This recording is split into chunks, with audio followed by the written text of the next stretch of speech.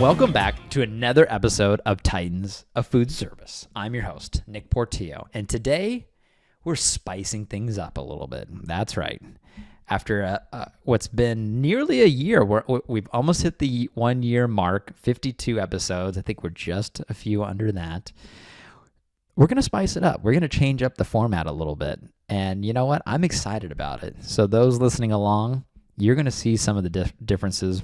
One thing you'll see right out of the gate is we're adding in the Fiery 5 food service questions. That's right, Fiery 5 food service questions.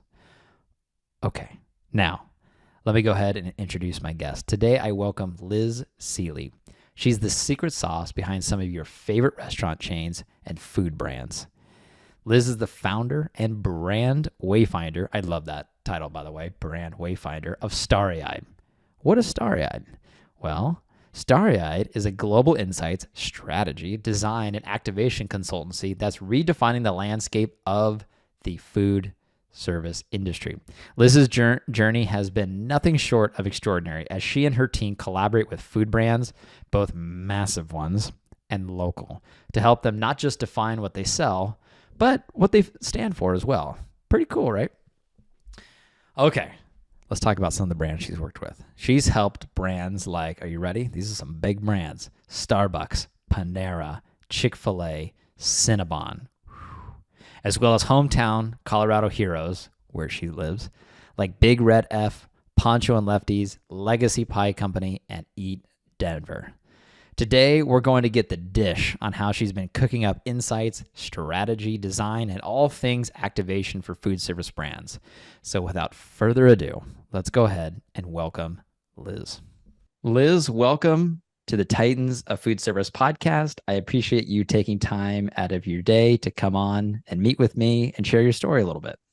Thanks so much for inviting me, Nick. Of course. I'm curious, where do you live? In Boulder, Colorado. All right. Have you lived there your whole life? I grew up south of here in Colorado Springs and have been back this time around for 3 years. Went to undergrad at CU Boulder. So you can imagine it's been a big season. Yes. Oh, I know. With Coach Prime, it's been a fun year. I remember them coming out of the gate against TCU. You know, it was a huge upset and a really fun story to follow. It's been so much fun. One of my marketing students actually plays for the team. So yeah. He's got a lot of little fans in this household. Oh, I love that. The best man in my wedding, he went to CU Colorado Springs. Oh, nice. Yeah, he loved it out there. They had a golf management program that he wanted to get into, and that was what he majored in. Oh, cool. Yeah. Right, well, grab him and come out for a game. Yeah, exactly. I love it. That sounds good to me.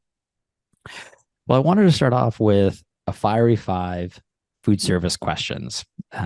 There's no wrong answer. There's no right answer. I'm just curious what you think. So okay. If you can think to Colorado, what restaurant do you feel most captures the essence of Colorado? If someone were to come to Colorado, what is the one place essentially that they'd have to go to? Well, our top couple that are traditionally written about, especially here in Boulder, Frasca, which is inspired by Italy and the Friuli region, and Carita, which is inspired by Spain. But we don't really have a quintessential Colorado restaurant in town. Those are probably the ones that at least Boulder, Colorado is most known for, with a lot of the restaurateurs. At one point, Boulder was written up as the foodiest town in America. So was it really? A lot happening. Mm-hmm. Oh, I didn't know that. But I would say it's a real combination of different things. And really, if you want to go to the quintessential Colorado hotspot, you go to the craft brewery. Oh, of course. And there are a lot of those. Yeah, I'm sure. We have a lot of those here. I'm based in Orange County, but we have a good amount of breweries, but down in San Diego, it's definitely, I think, similar to Boulder. It's a destination point because of those breweries, Stone and Ballast Point. There's a few really well-known ones. Exactly. I will say one of the favorite Colorado restaurant groups is called Big Red F. It's an independent restaurant group, and they have several concepts, but one is called The Post, chicken and beer, and they do the most amazing craft beer. And they also do more of a Colorado style, I call it nostalgia menu, with gluten-free fried chicken, and then all kinds of sort of reinvented classic American dishes. Love that. So that might too be similar to what a Coloratitude restaurant would look like. Did you say Coloratitude? Oh my gosh. It's got Coloratitude, you know, that spirit of adventure. Yep. That spirit of exploration. Many, many years ago, my wife, at the time, my girlfriend, she went to Colorado to visit her college roommate because she grew up in Niwot, which is a city with a population of like, I don't know, like 200 people. It's tiny. And she was gone for about a week. And I remember we were texting back and forth, just connecting, because she was in a place where there wasn't a lot of internet service. And for like a few days, she was kind of rude. And I was like, man, I don't know what's going on. And then she texted me. She said, I thought she said, I have attitude sickness. I'm like, oh, that makes sense. But really what she had was altitude sickness, which was hilarious because I didn't find out until she got back. But I was like, that makes so much sense as to what's going on here is attitude sickness. I don't know what it is, but I totally believe that's what you have right now. That's so funny. Yes, yeah. You can't be too careful. Just tell her to drink water. Her attitude will improve in no time. Looking at the food service industry as a whole, what would you say is your favorite food trend happening in the industry right now? Well, there are food trends, and then there are trends that are even bigger than that. My favorite trend overall is the sustainability movement within food service and restaurants, you know, especially food service companies who are investing to fight climate change now with renewables. I love what Chipotle is doing, for instance, with their all electric stores to cut greenhouse gas emissions. So I think that's a big one. And it kind of parlays into the packaging piece too. I just saw a brand called Bar You Eat, which has a compostable package, one of the first that I've seen. So I think the sustainability piece is big. Same thing for when it comes to ingredients, finding those regenerative sources or the sources that save water. I think that's super exciting. Yeah, I love that. It's, you know, those types of the sustainability efforts here in California, it's a big thing, you know, and has been for a while. And it sounds like, you know, the rest of the country is really coming along there as well. You mentioned Chipotle and what they're doing. They're actually, I'm where I'm recording here is in Newport Beach, and probably 5-minute drive is the Chipotle headquarters. Oh, that's great. That's great. Move right from here to right to there. I'd say for food service trend, when it comes to ingredients and food, you know, everybody's talking about adaptogens, but that's been around for a while. Yeah. We talked about that like 7 years ago. But I think the more exciting is probably some of the sugar balancing, hormone balancing, you know, stuff that we're sort of on the cusp of right now. There's even been talk of how do we eat to enhance our red blood cells so that you can survive and thrive at altitude. So things that actually would change your makeup almost. Interesting. That's something I've not heard of before, but I like that. Yeah. On the topic of trends, if you had to predict what the next food service trend is, what would you want it to be? What I want it to be? I think now that we are moving away from plant-based everything, and even, you know, some are predicting the return of dairy milk and moving away from plant-based milks, I think it would be more the personalization component. So now that we understand how people with different body types or metabolism types could eat, I think it would be really cool to say, what could that ultra personalized meal be? And how do you make it? I think there are some of these, like even the bigger chains like Panera, we're getting close to that, where they can start to say, what is it that you need for metabolic, but also flavor, you know, preference positioning. So it'll be really fun, I think, to see how that evolves. I think Sweetgreen's doing a good job of that too. I think the exciting stuff will be in food service trends that maybe are inspired by mashups, or, you know, they do a good job of bringing in like seaweed, for instance, or it's kind of the balance of sustainability, but they'll also have a link to maybe a chef behind it. Ooh, I love that. My going back to my wife, she's lactose intolerant. So you know, around when it comes to dairy, if she could have more meals catered around that, she'd be all in for that.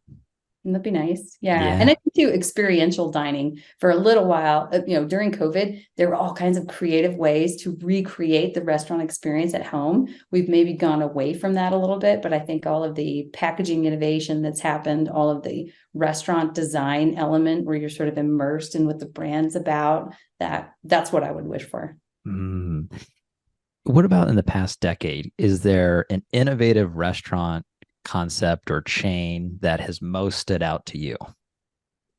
You know what? Having just worked on a Chick-fil-A project, I was a fan as a mom with lots of littles. I've always liked it, but to be there and to be in the headquarters where they've really done a good job of preserving the culture and the memories of the founder and the family, and it's all baked in, pun intended, of the values and the history and the heritage. I am now a super fan, I have to admit. They've done a really nice job of conveying what it is that they stand for with taking care of people, and you can feel that in the culture and in the consumer with the consumers. We got to do a lot of consumer research and they just love it. Yeah, I bet. Everybody who goes to Chick-fil-A, they love it. For me, I haven't been in a long time. I think the last time I went, I was probably in college, which would have been about 10 years ago. And I think the portions were too small. And I was playing baseball at the time. I was like, I just need more food than this. And I'm on a budget here. Right. But I need to go back and try it again. Yeah. Well, and on another example, on the fringes of food service, it's more food service related. They're not a CPG or restaurant company necessarily, but they're leaning into more food and beverage culture. And it would be this guy. This is a Stanley Adventure Quencher. Yeah. Tumbler. We worked with them not too long ago, and to hear about 110 years after the inception of the company, they're better than ever before and more popular because of the ways that they're promoting these tumblers was really fascinating to see, understanding what people are passionate about, and then how they're riffing on what's really exciting now when it comes to these tumblers, and then leaning into more coffee culture, cocktail culture. We helped reposition that brand to say, how do we as a drinkware company lean more into food and beverage? So while some of the other drinkware companies might be going to outdoor events, they're doing fun things like sponsoring Sundance and sponsoring Daybreaker, that fun dance parties in the morning, fun events that lean into the creativity and innovation they stand for. What did you call it? A quencher? It's an adventure quencher. Adventure quencher. Yeah.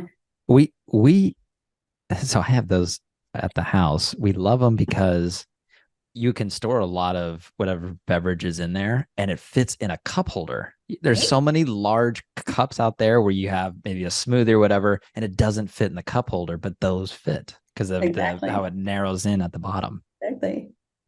Oh my gosh. Yeah, a little plug there for Stanley. Innovation. So crazy. That's right. That's right. Okay, so I have 5 restaurant chain concepts. I want you to rank these 5 concepts 1 to 5, but you don't know who's coming next. And you can rank them based on your favorite or just whatever the ranking may be. Are you ready? Ready.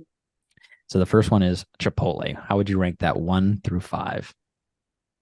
Towards the top. I'm going to go with number 2 as an industry leader in sustainability and a deliciously simple menu. Although I did see just now on Fast Company that you have to pre-order your dang quesadilla, which I don't appreciate. The next one is In-N-Out. Ooh. I'll go 3. 3. Chick-fil-A. Now, but as they expand, the cachet, we get on that. The next one is Chick-fil-A. For the reasons I just listed, company culture, I'll put it as number 1 for now. Okay. But it's also fresh in my mind and my mouth. Go on. Smash Burger. Let's do 5.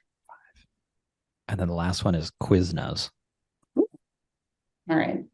Quiznos is a local Colorado company, so Yeah. I guess I'll stand by a number 4.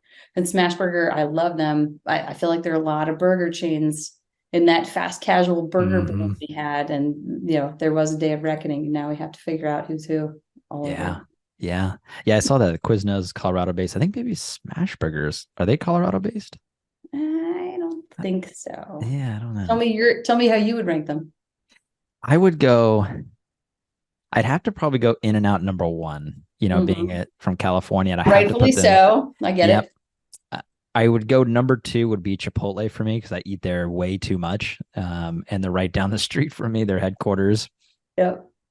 Number three, I would probably go Quiznos. Haven't been there a long time, but used to go there a lot as a kid, and a lot of great memories there. I'd probably go Chick-fil-A next, and I'd go Yeah, you got to smash. check their portion sizes. You got to make I sure. do need to get back to you on the portion sizes. Yes, I need to go and try it again. But they always, what was the thing that they don't say thank you? They say my pleasure Pleasure. after. Yeah, I like that. That's customer service right there. Right. And then I'd go Smash Burger 5 only because I've never been there before. Ah, perfect. Yes. I can see your logic. Yes. So talk to me about Starry-Eyed Strategy. What do you do? How did you get into this business? Let's just start with the basic. How did you get into this? Well, like so many of us, my first jobs were in food service, in Mhm. restaurants as hostess, server, busser, and also stocking groceries at the grocery store, where my love of CPG LTOs began. And in college, I worked at a restaurant, this family-owned restaurant here in Boulder called Casa Alvarez, which is kind of a Colorado version of Mexican Hmm. Jalisco origin, and I loved it. So food service has always sort of been in my list of favorites. I got a journalism degree and started in hospitality at Vail Resorts, went back to school and got a job at Yum Brands, the world's largest restaurant company. And when I was at Yum, I came to Boulder with my team and worked with a brand consultancy in innovation to come up with new products since I was on the innovation team. And I liked it so much that after I quit my job with my husband, we quit our jobs together and traveled through Latin America for 9 months just to level the playing field and move home to Yeah. Colorado.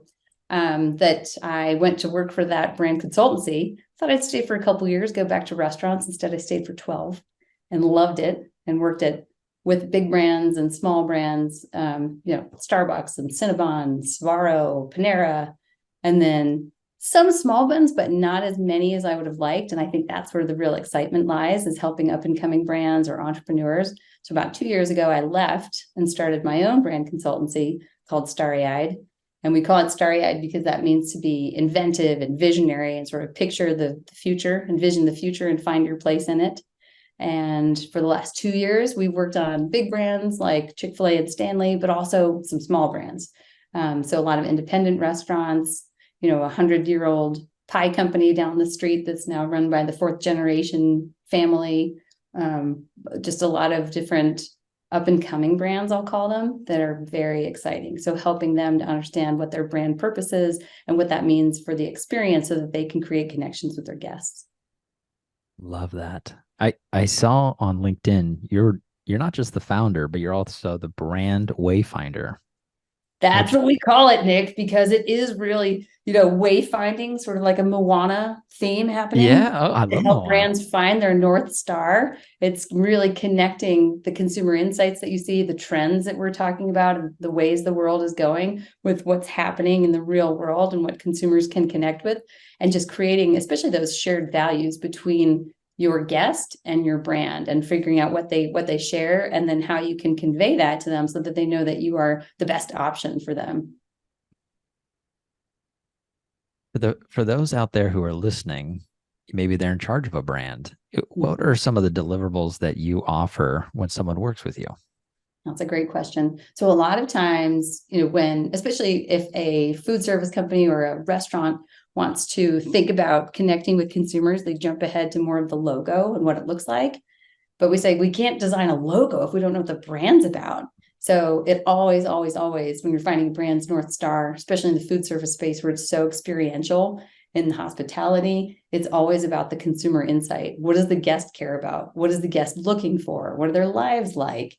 What are they up to? And then also, who are you up against? What's the landscape look like? Who are your key competitors?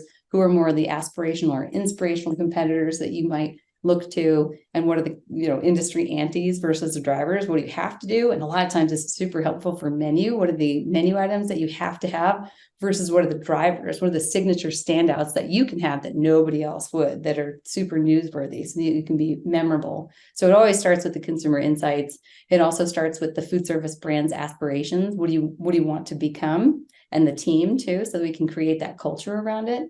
And then moving forward, we a lot of times will have what we call a North Star session, where we align on those insights and those ways in from a positioning standpoint. We use a tool called archetypes, which are the top 12 heroes in all of timeless storytelling. We've used this tool across categories, across cultures, across countries, to align on higher order ideals or human values. So we say, what can this brand really stand for?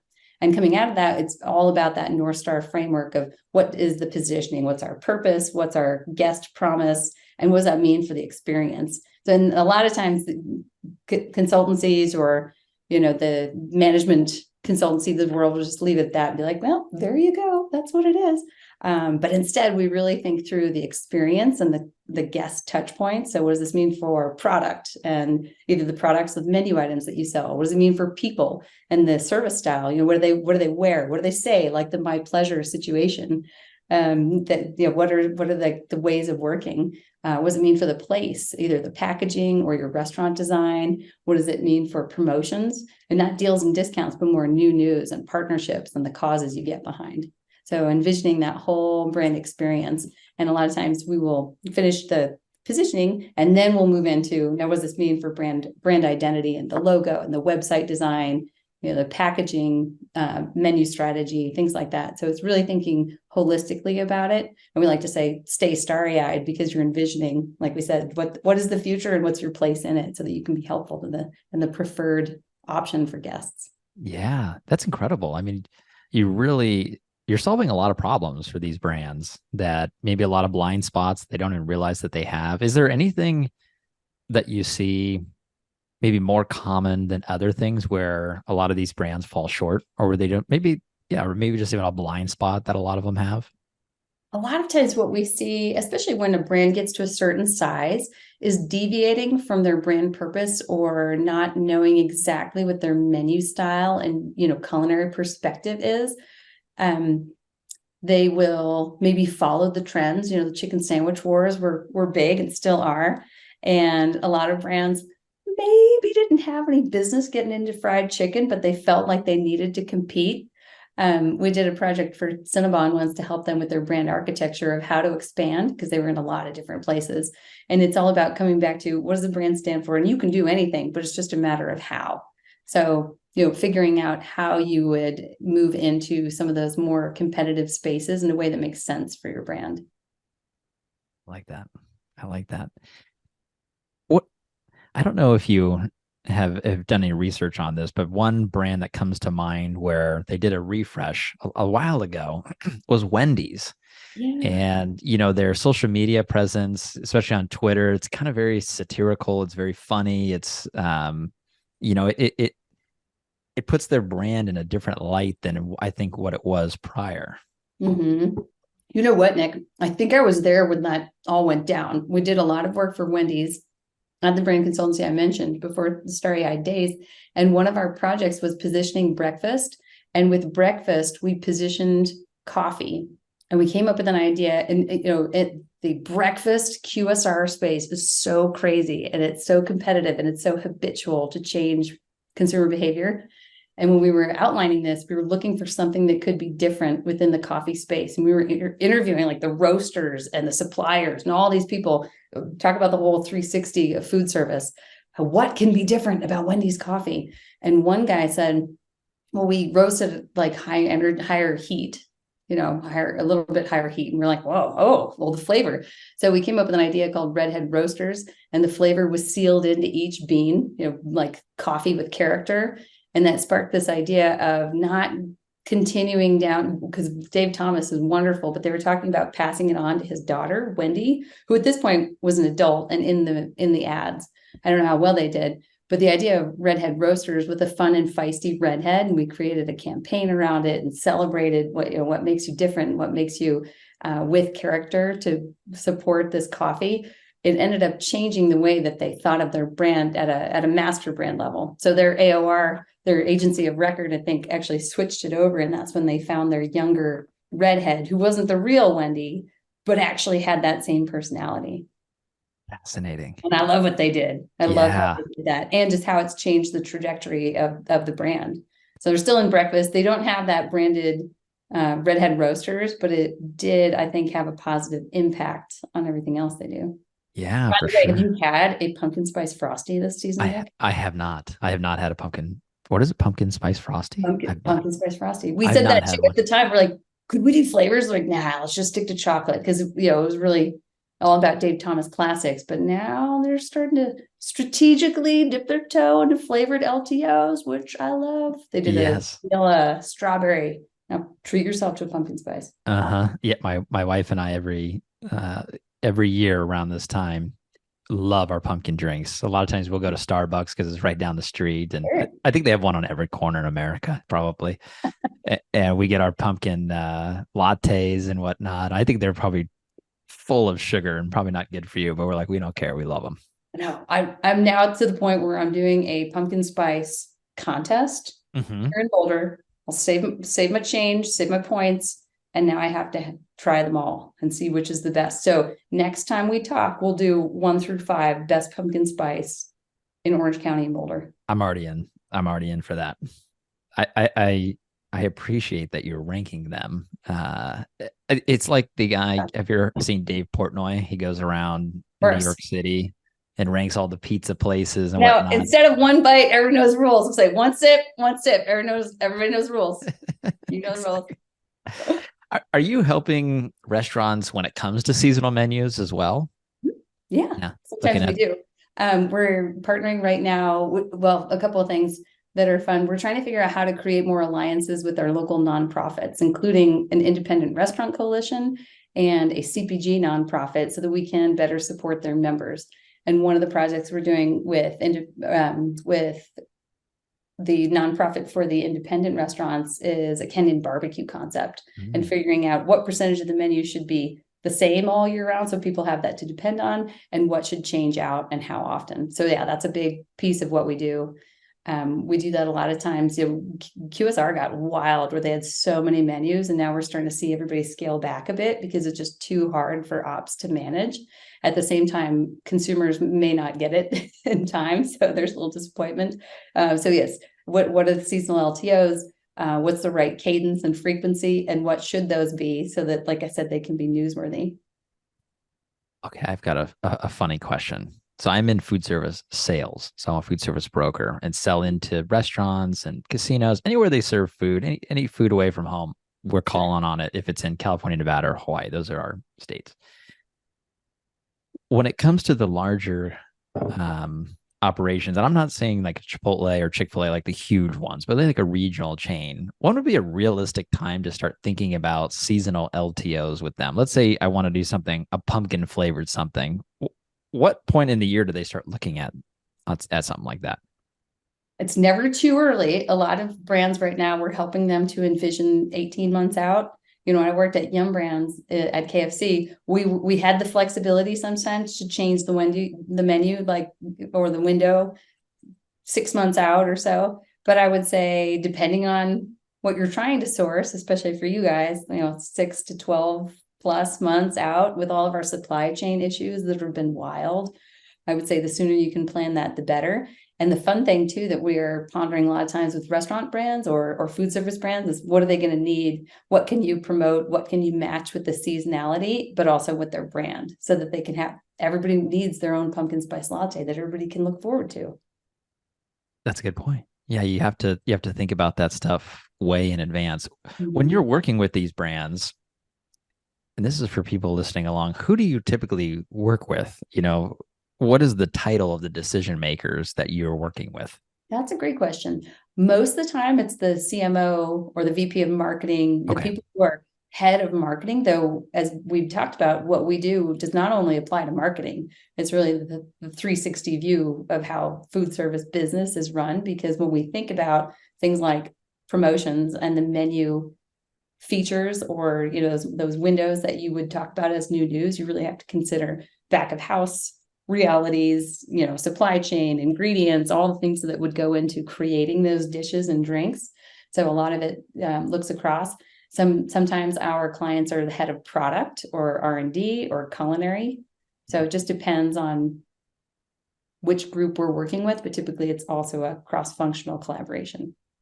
On the topic of marketing and food service, would you say as a whole, as an industry as a whole, that we are up to par, better than, or lagging behind other industries on the marketing side? Great question. I believe that food a lot of times leads the trends. So I would say maybe not as forward thinking and forward focused as tech, but when you compare it with all the other trends, I think we're at the forefront, especially because when you think about it, Nick, all the trends that are set in food then trickle down to everything else. You see the same trends pop in beauty, for instance, or personal care, which is why you see your coconut water shampoo and conditioner, or your charcoal toothpaste. And it's all the stuff that we eat that then we put in everything else. That also applies to pet products. It applies to sometimes all of the outdoor adventures. So I think food is towards the front, but maybe not at the tippy top. Yeah. What are your thoughts? I think I have lots of different thoughts when it comes to what I do, selling and marketing to restaurants, trying to get products in. I feel that side is a lot of times the manufacturers, that's typically my client. They spend a lot of money in the retail space, e-commerce. They put a lot of their marketing dollars into that. And then food service is a little bit more old school. Everything comes in a brown box. It's a 10-pound case, 20-pound case, whatever it is. So there's not as much attention. That's why I ask, because on the restaurant side, you see incredible marketing. I mean, the commercials, they just do a nice job. But I think when it comes to food service marketing, trying to sell into these restaurants, from what I see, it's definitely, I think, a work in progress, and something that I'm always trying to think, like, how do we think outside the box? How do we think like tech and these other industries that do it very well? Yeah. And how do you maybe develop your own brand so that you can do a better job of delivering on that? I think some of the commodity boards have done a good job of balancing that, like avocados from Mexico or the blueberry board. They're branding themselves and also creating experiences for their customers. Avocados from Mexico, taking everybody on their annual trip to Mexico and thinking through how they would demonstrate what it is that they stand for or what they do best. So I think there are some in that similar realm who are doing a better job. But I agree, the food service itself, just like CPG and grocery, it's a little bit lagging. Yeah.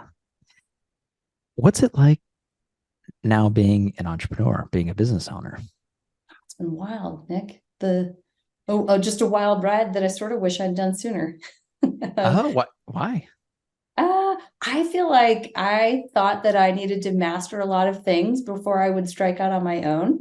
And I don't know that that's the case. I think just, trying a lot of different things is the best way to go about it, which I've discovered in the last 2 years. I've got 5 little kids and my oldest is about to turn 4. And I think when I got to that point, I said, well, I need some other challenges perhaps to focus on. So we started Starry Eyed as the consultancy. I actually launched a CPG company with a friend and former client when it was in kids drinks, and we paused it when Michelle Obama launched her version. We said, maybe we need to rethink. So I did a lot of different things just to explore a little bit. But I think that being an entrepreneur, thinking through, just how you can help more people has been quite the adventure. I think it's been a lot of fun. What is something that you want to accomplish but haven't yet accomplished? Oh, that's a good question. I think we're really trying to figure out how to, like I said, serve more people and help more brands and businesses.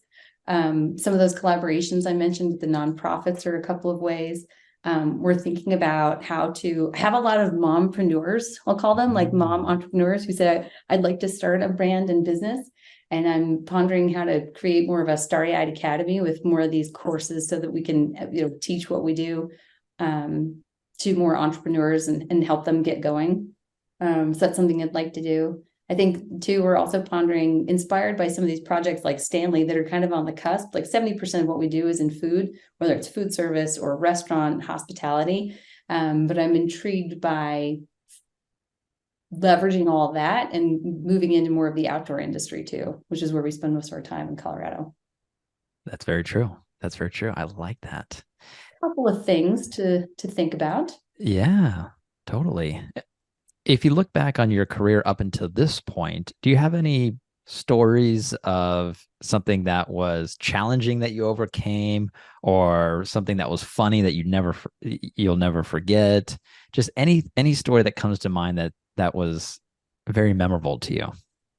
A lot of stories. One was when I started at Yum Brands, as just a right out of grad school, hadn't been in the food service space. And it was my job, Nick, to track every single piece of equipment and every little smallware for a national launch at KFC. And I was terrible at it. I wasn't very good. I wasn't good at spreadsheets. And so to remedy that, I ended up asking a lot of different leads of my cross-functional teams to be my mentor. So I got a finance mentor, I got an ops mentor, I got an R&D mentor. I hung out with culinary, I hung out with insights just to figure out how the restaurant world worked and what I needed to know. And I think, luckily, it was a little iffy for a minute there. Luckily, it all worked out. So I had a handle on that. I think it made me better to understand how that restaurant ready process worked and how, food service, just the world is run and all the sides to it. So I think that was very helpful. A lot of learning. When you asked that question, another example that came to mind was when I was first on the agency side and a consultant, and somebody said, well, go ahead and call the Noodles and Company CMO and get this project started. I was like, okay. I just sure, and go and get in that focus group room and talk about semiotics and serving sizes and dishes. And I hadn't taken moderator training. I didn't know as much about insights research. But I was like, all right, okay. It was like Zoolander. Do I don't do it today? No. Yeah. Do I know what I'm learning about? No. But I'm here. I'm going to give it my best shot. So that's I think practicing, just being willing to try it. Good experiences. What advice would you give to people? I can go a few different ways. What advice would you give someone to become what you've become? Or what advice would you give to brands out there of how they can take their brand to the next level? Well, for the former, I taught a class at CU's business school last year all about consumer behavior and understanding how you develop brands and what it means to businesses. And for my students, I often tell them, get an internship, just try it, or talk to different people about what you think you'd want to do and see if that was something that you would like, learn more about it. And for brands, or restaurants or food service companies, I often say check in with consumers. Talk to your guests, talk to your target customer, and figure out what it is that they would prefer. Because I think a lot of times brands just skip ahead to what they want it to be. And it's not really about what you want the brand to be. It's about what they want it to be and how you can create those long-term connections with them. So we've gotten really good at StarryEyed at just thinking through entrepreneurial ways, more scrappy ways to get those consumer insights and to understand what guests want and what they think about your brand. I think it's becoming easier than ever before to find them and to ask for their input. Because before it would be this massive segmentation study or a whole bunch of investment to do your qualitative. It's much, much easier. Yeah. For those listening along, what is the best way to find you, to work with you, to connect with you?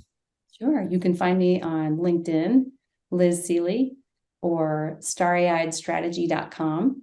We also do a little bit of social, we try to give glimpses of what we're working on lately. And you can also just email me at liz@StarryEyedStrategy.com. Easy enough. Well, Liz, thank you so much for taking time to come on to the podcast and do an episode with me. I really appreciate it. I enjoyed our conversation too. And I learned I learned a lot, and I learned about Colorado as well in your food service space. So I appreciate it. I wrote down some notes here. You say Frosca and then Chicken and Beer from the Post, Big Red F. Oh, the Post by Big Red F. And Corrida, we got to go there because they have these Spanish gin and tonics as big as your head next to the mountains. Let's That's meet good there. to know. That sounds good to me. Thank you so much, Liz. Thank you, Nick.